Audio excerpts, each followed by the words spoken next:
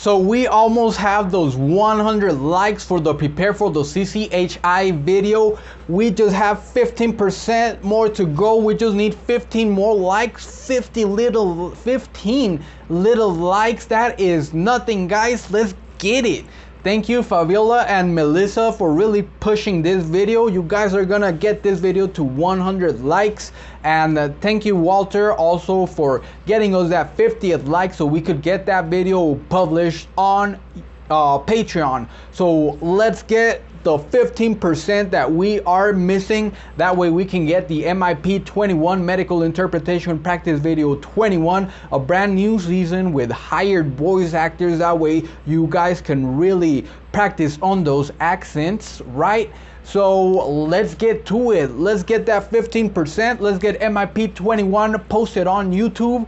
Let's get the prepare for the CCHI video to 100 likes. Once we post the MIP-21 video to YouTube, we're gonna give everyone a chance to comment on that video. We're gonna pick 2 random comments, and the people who made those comments are gonna get exclusive links to MIP-22. That's not all.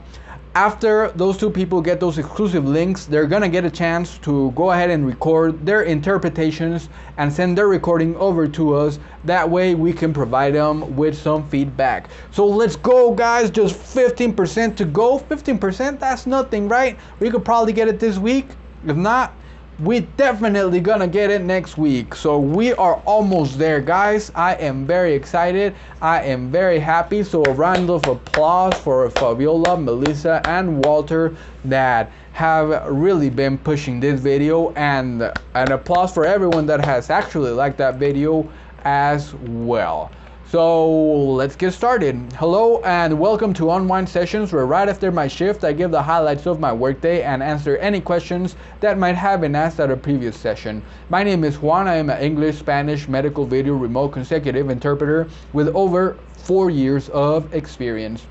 Today is Wednesday, August 18, 2021. Today I took a total of 28 sessions. It was a mix, like always, video and audio sessions, but there were just a couple of audio sessions that I really enjoyed. They were a nice break from all the really long video sessions, so that was something nice. They didn't last more than half an hour, maybe less than half an hour, but they were a very, very needed break today for sure. Alright, and I only have one highlight today, and that would be the word altercation, altercado. Now I have to say, this is not the first time that I was hearing this word.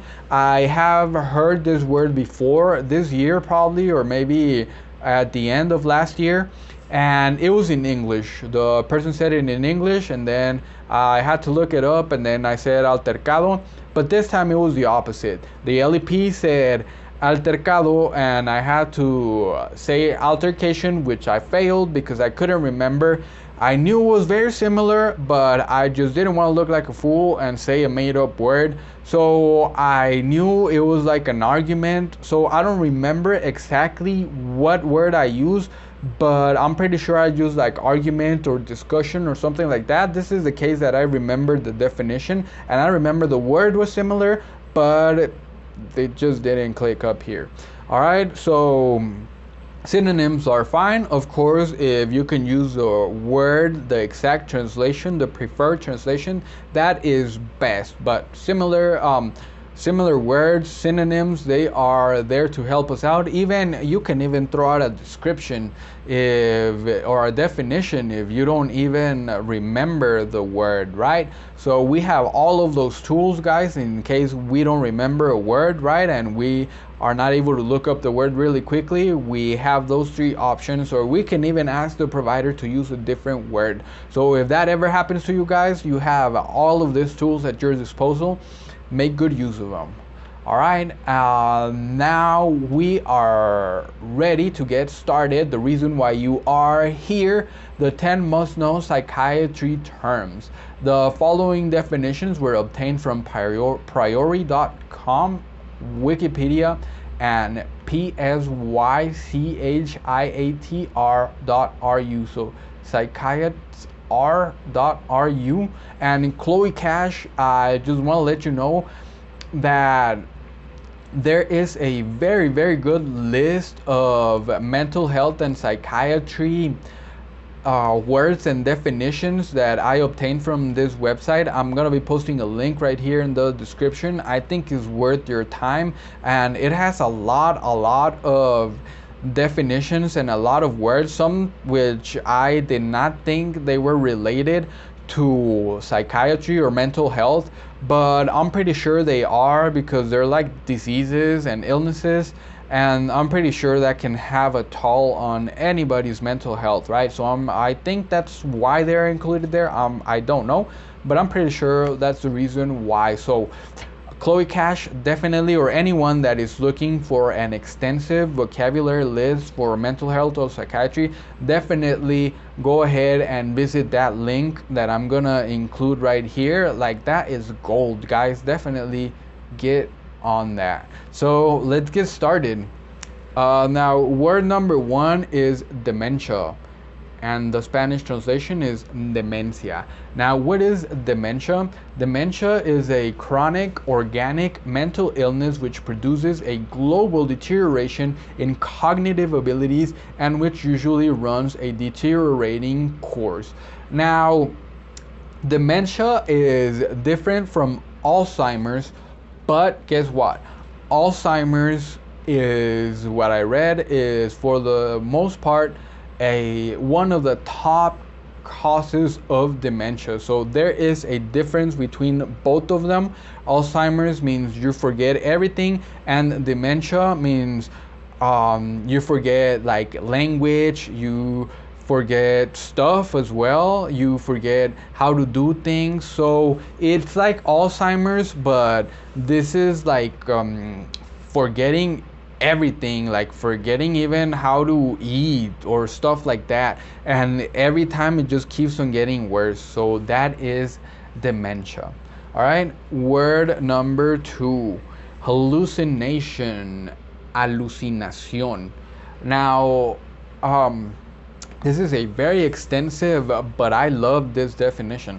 It's a sensory perception of any modality occurring in the absence of the appropriate external stimulus. In addition to the sensory modality in which they occur, hallucinations may be subdivided according to their intensity, complexity, clarity of perception, and the subjective degree of their projection into the external environment. Hallucinations may occur in normal individuals in the half-sleeping, hypnagogic, I guess that hypnagogic or half-ranking hypnopompic state.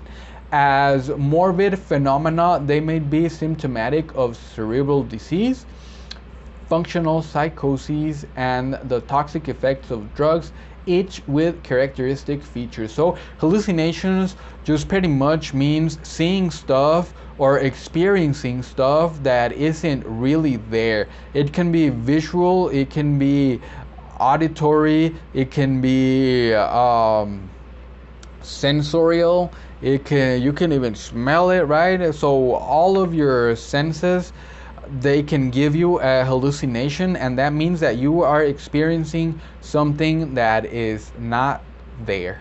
All right, so that is hallucination. Now, number 3, insight, and the Spanish is conocimiento. And in psychotic mental disorders and organic brain syndromes, a patient's insight into whether or not they are ill and therefore requiring treatment may be affected. In depression, a person may lack insight into their best qualities, and in mania, a person may overestimate their wealth and abilities. So what is insight? Is like the patient's own self-knowledge, right? Maybe a patient is not aware that they have a mental condition, right? They don't have the insight that they have that mental condition, and that way they don't want to get treated, or they're not going to go get treatment, right? Another thing, like it mentioned here in the definition, for example, a person may be depressed because they lack the insight that they're a wonderful person, right? They're awesome. And Of course, that is just a very simplified term of why a person may have depression. There are a lot of variables that go into it, but that is like just a basic description of what insight is in psychotic mental disorders. All right, and number 4, derailment or descarrilamiento in Spanish, also known as loosening of associations, refers to disorganized thinking that jumps between ideas that seem entirely unrelated. I have a story about this, and I really hate, like, if you tell me, is there one interpreting session that you really hate? And that would be it. If there is one that I hate, I honestly, if I could opt out of the sessions over any of the sessions, I would definitely opt out of having a patient that has derailment. Why? Because whenever you're interpreting for someone that doesn't have derailment, it's very easy to interpret for them, right? Relatively to your experience, right? So it's easy. Why? Because they follow a sequence. They follow a normal sequence. Like, for example, I went to the park, then I took the bike off of my car, and then I started riding it, right? That's a sequence. Like, you can picture that in your mind because that is a sequence, okay? Of course, a person goes to the park, then if the bike is in the car, well, they have to take it out of the car to be able to ride it, right? That's a sequence. But for example, someone that has derailment, I hate it because they can be talking about something, like, for example, it can be like, oh, so the other day I really noticed that there was a very pretty flower on the ground. Do you remember cats and dogs? I honestly, what is going on here? What are we doing in this session? Why are we here? I don't know what else to say, but can you think of those? Like, imagine having, and I don't even remember what I said because it's not a story, you know. It's like 3 chunks of different things, like just like hammered together, right? Like, it doesn't make sense. All of a sudden he was talking about remembering something, and then cats and dogs, and then I don't even remember what I said. So those calls are very, very difficult for me, especially for me. I don't know if other people are good with those sessions, but for me, I hate them because of that. It's just so hard, and the mental processing and the attention and concentration that I have to put into these sessions are horrible. They are just overkill for me. I hate them. All right, but we have to interpret them, right? That is our job. So that's my little story about derailment. All right, number 5, antidepressant drugs, right? Yes, and in Spanish, oh, I can't see that. Where is it? Antidepressant drug. All right, so what is it? Is any chemical or pharmacological substance used to counteract depressive syndromes. So this is pretty much a drug, just the name, antidepressant, right? Against depression, and it can even be used for anxiety and other stuff. Of course, if the antidepressant is also works for anti-anxiety and other stuff, which some of them do, some of them don't. So just take my word for it, all right? But yeah, I mean, of course, I'm not a doctor, but some antidepressants work for many things. But if they say antidepressant, it will definitely 100% work for depression. All right, number 6, antipsychotic, antipsychotico. I don't know if I can focus that. There it is. Antipsychotic, antipsychotico. What is an antipsychotic? It is a general term loosely applied to several chemical classes of drugs employed in the symptomatic management of various psychotic conditions, especially the schizophrenias and states of excitement.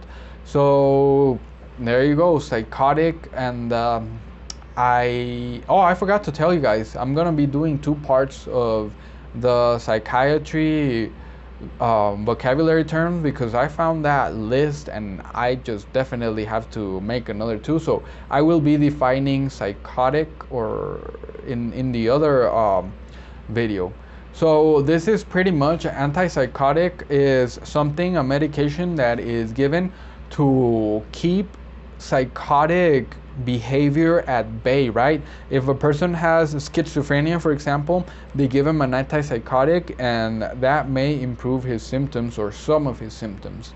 All right, and number 7, insomnia. In Spanish, insomnio, so very similar, just insomnia, insomnio. So what is insomnia? Is unsatisfactory quality and or unsatisfactory quantity and or quality of sleep which persists for a considerable period of time. It includes difficulty in falling asleep, difficulty in staying asleep, or early final awakening. Now, I'm pretty sure like this is a pretty common term, and I decided to include it here because I think it's common. I don't know if all of you guys know what insomnia is, but this is pretty much a person that is not able to sleep for some reason. Maybe this person has some traumas that don't allow him to sleep. Maybe this person is very, very worried. Maybe this person is very anxious, or any of those things and many more can cause insomnia. So just know that insomnia is a person that cannot sleep, or he sleeps very little, or if he sleeps, he thinks that he didn't sleep at all, like the mind is not resting. So that is insomnia. All right, and number 8, neurotic disorder, trastorno neurótico. Now, what is this? This is a mental disorder without any demonstrable organic basis, in which the patient may have considerable insight and has unimpaired reality testing, in that he or she usually does not confuse morbid subjective experiences and fantasies with external reality. Behavior may be greatly affected, although usually remaining within socially acceptable limits. Personality is not disorganized. The principal manifestations include excessive anxiety, hysterical symptoms, phobias, obsessive and compulsive symptoms, and depression. So neurotic disorders are pretty much any of the manifestations of what was said, just anxiety, hysterical symptoms, phobias, and all of that. So all of those are neurotic disorders, right? They are disorders of the brain that don't show any change in like the structure of the brain or anything that is in there, like for example the tumor, right, or anything like that. No, this just doesn't show it, and it's just completely psychological. All right, and let's go to number 9. This is obsessive compulsive disorder, and in Spanish is trastorno obsesivo compulsivo. Now, this is a recurrent obsessional thoughts or compulsive acts. Obsessional thoughts are ideas, images, or impulses that enter the individual's mind again and again in a stereotyped form. They are almost invariably distressing, and the individual often tries unsuccessfully to resist them. They are, however, recognized as the individual's own thoughts, even though they are involuntary and often repugnant. Compulsive acts or rituals are repetitive, stereotyped behaviors. They are not inherently enjoyable, nor do they result in completion of inherently useful tasks. Their function is to prevent some objectively unlikely event, often involving harm to or caused by the individuals which he or she fears might otherwise occur. Usually this is behavior recognized by the individual as pointless or ineffectual, and repeated attempts are made to resist it. Anxiety is almost inevitably present if compulsive acts are resisted and the anxiety increases. So what is obsessive compulsive disorder? Is someone that has this intrusive thoughts that he has to do something. For example, let's say that a person thinks everything is dirty and they have to clean everything, because if they don't clean it, they're gonna get sick and they might potentially die, right? Like, we know, like, a person that doesn't have this knows that there is a limit, right, to how clean it has to be, and you don't have to have everything clean every day to not have disease or germs, bacteria, virus, whatever you want to call it. But a person that has that, it continually is getting those thoughts in his mind, like, you gotta clean, look at it, this is so dirty. Even if they just cleaned it, like, oh, like 5 minutes has passed, that is covered in germs already, you gotta clean it, clean. Or for example, a person that is constantly fixing his room, right? And then people like go, like, their room is constantly fixed, and then like if they sit on their bed and then they get up and then it's like it's wrinkled, like they might be like, oh, you gotta fix that, your room needs to be tidy all the time, because people with tidy rooms are very great people, right? Or whatever, like any thing that follows that example, that is obsessive compulsive disorder. All right. For number 10, paranoia in Spanish. I don't know if I left that. There you go. I'm pretty sure you guys can get that right there. All right, and this is a rare chronic psychosis in which logically constructed systemized delusions have developed gradually without constraint, or concomitant. I don't know what that means, but let me try this again. A rare chronic psychosis in which logically constructed systematized delusions have been developed gradually without concomitant hallucinations or the schizophrenic type of disordered thinking. The delusions are mostly of grandeur, the paranoid prophet or inventor, persecution, or somatic abnormality. Grandeur means like they think very highly of themselves, like they have this image of themselves, like it says here, the paranoid prophet or inventor, right? So paranoia is just a state of like constant fear that is fabricated by the patient, right? If a patient has paranoia, he doesn't necessarily have hallucinations. He does not see the fear. He does not see the danger, right? Like if he thinks somebody is chasing him, he never really gets to see somebody chasing him, and is not it is not schizophrenic as well either. And I thought I included schizophrenia here, but no, that's gonna be for tomorrow. See, that's why this needs to be two videos, right? Because I just found that great list, so I was like, man, 2 videos definitely.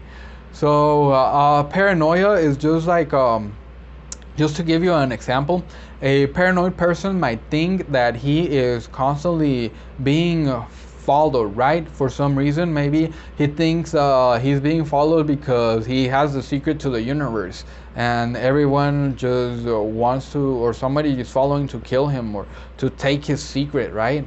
Take his secret stash or anything. And that is just one form of paranoia though. So the subject thinks, or the patient thinks, that they are being followed. They are put in like a state of panic all the time because of their delusions, right? So that is paranoia. Alright, so that is the end of the list today. Remember that I'm gonna have another video with 10 more definitions for psychiatry. And then after that, I'm gonna just do another video with like more basic terminology for mental health. And then I'm pretty sure I'm gonna do another one with depression screening and or mental health screening. I think that is going to cover it best than depression screening. So yeah, expect all of those videos, and remember that I'll be here every Monday through Friday after work. Please leave your... Damn, that's a mosquito. Ooh, I got the mosquito. Can you see it? Yeah, that's one dead mosquito. All right, so where was I? So yeah, please leave your questions in the comments and I will answer some of them on the next session. If anything is time sensitive, please let me know. That way I can answer the question before you actually need it, right? So answer it on time. Remember that we have a Patreon page for as little as just $1 of your support. You help to motivate us to create much more content, and we will give you access to everything in that page. All the medical practice videos free of ads. Well, not free, right? Because you have to give at least $1. Sorry about that. But they're free of ads, and we give you scripts for those videos. We give you answer sheets to the videos, vocabulary list, and much more content. But most importantly, you will forever win a place inside of our heart. Now, we love all of our Patreons. We love you guys. We love everyone that has bought us a coffee. We love everyone that has subscribed to this channel, and we love you that is watching the end of this channel. So thank you so much for watching. Hold up, I think I'm forgetting something. Remember that we just have 15% to go to get that prepare for the CCHI video to 100 likes, and we will be posting the pt.1 to YouTube. Almost forgot about that. Alright, so thank you so much for watching. Please like and subscribe if you haven't done so for much more content, and don't forget to share. Happy interpreting. Goodbye.